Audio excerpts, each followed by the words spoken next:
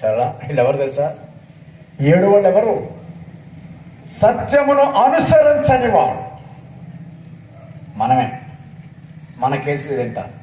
క్రైస్తవుడు పుట్టుకతో క్రైస్తవుడిగా పుట్టి, అయ్యా నీకు తెలుసా, అరే నాకు ధర్మశాస్త్రం వెళ్ళిపోవటం ఏంటి సార్, బైబిల్ వెళ్ళిపోవటం ఏంటి సార్, నేను రోజు పొద్దున్నే సండే స్కూల్కి వెళ్ళి చదివేది అదే సార్, మా ఇంట్లో అదే, మా బయట అదే, మా ఇంట్లో వంట అదే, ఇంట్లో ఒంట్లో ఉంటుంది కానీ హృదయంలో మాత్రం ఉండదు. అయ్యా ఏం చెప్తావులే, మాకు లేకపోవటం ఏంటి సార్, మేము చేస్తాం. అతిశయించు నీవు దానిని అనుసరించకపోవటం వలన దేవునికి అవమానం తెస్తున్నావు కదా.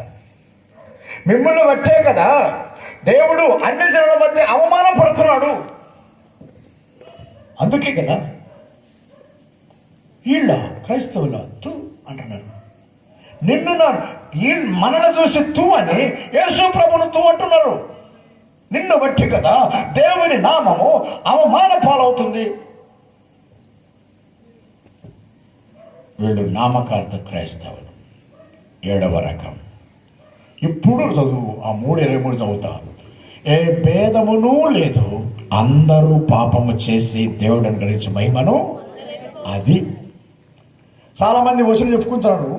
అసలు ఈ వచనం ఏంటంటే ఈ 7 చెప్పిన తర్వాత అప్పుడు చెప్తున్నాడు కంక్లూజన్, ముగింపు ఇస్తున్నాడు. ఏ ముగింపు తెలుసా? అయ్యా ఏ భేదమును లేదు. ఏ భేదం లేదు? సత్యమును అడ్డగించేవాడని లేదు, సత్యమును మార్చినవాడని లేదు, సత్యమునకు మనసు ఇవ్వడం లేదు, సత్యమునకు హృదయం ఇవ్వడం లేదు, సత్యమునకు లోబడినవాడు లేదు, సత్యమే తెలియదన్నవాడు కాదు, సత్యమును అనుసరించిన వాడని కాదు. ఏ భేదమును లేదు, అందరూ పాపము చేసి దేవుడు అనుగ్రహించే మహిమను పొందలేకపోతున్నారు. ఆ స్వరూపాన్ని కోల్పోయినాం. దేవుడిచ్చిన మహిమను పాపము చేయటం ద్వారా కోల్పోతే ఆ కోల్పోయిన మహిమను పొందలేకపోతున్నాం. తప్పిపోయిన కుమారుడు కథ చెప్తారు కదా చాలా మంది.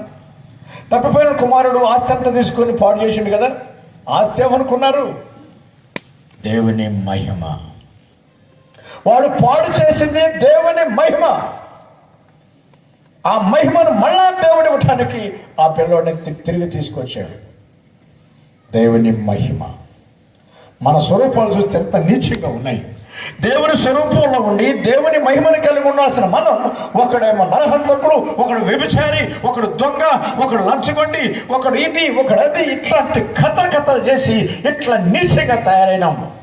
ఎందుకంటే మనం సత్యమును 7 రకాలుగా ఎదిరించినాం.